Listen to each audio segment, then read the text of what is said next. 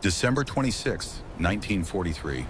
The frozen waters of the Arctic echoed with thunder. The German battleship Scharnhorst, pride of the Kriegsmarine, was sailing into its last battle. Within just 90 minutes, it would be gone. Nearly 2,000 sailors would vanish beneath the icy waves, leaving the entire German Navy stunned. The Scharnhorst was a symbol of German naval power. Built for speed and armed with 9/11-inch guns, it was one of the most feared ships of the war. Alongside its sister ship Gneisenau, it had already terrorized Allied convoys in the Atlantic, sinking and scattering merchant ships carrying vital supplies to Britain and the Soviet Union.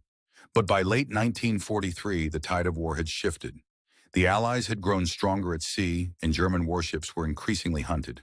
Scharnhorst's mission in December was desperate: intercept and destroy Arctic convoys carrying weapons and supplies to the Soviet Union. If those supplies were stopped, the German High Command believed it could slow down the Red Army's advance.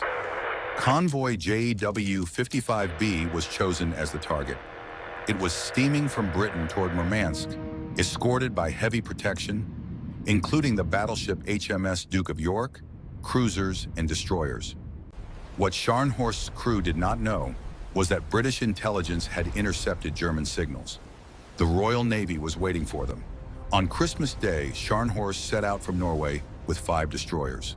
But in the vast Arctic storms, the German destroyers lost contact and turned back.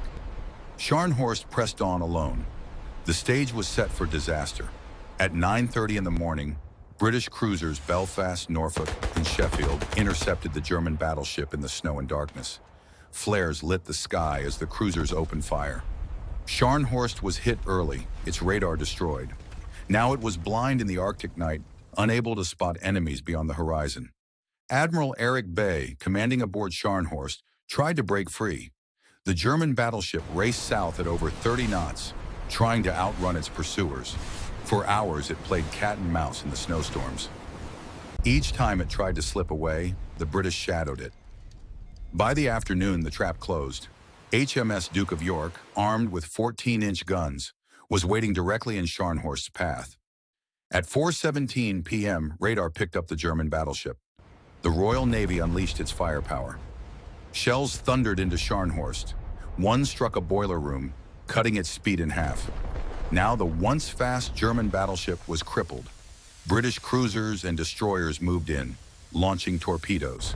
Explosions ripped through the hull as Scharnhorst listed and slowed. The battle lasted less than 90 minutes.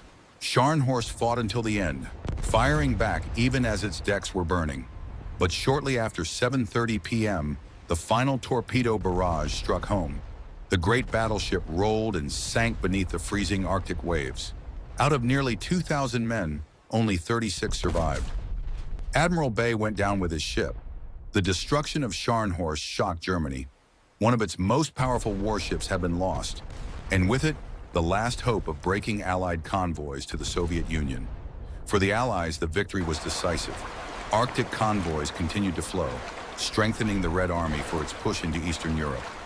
For Germany, the sinking of Scharnhorst was yet another sign that the war at sea was lost. The battle was over in just 90 minutes, but its impact was enormous, proving that even the most powerful warships could not escape the tightening grip of Allied sea power.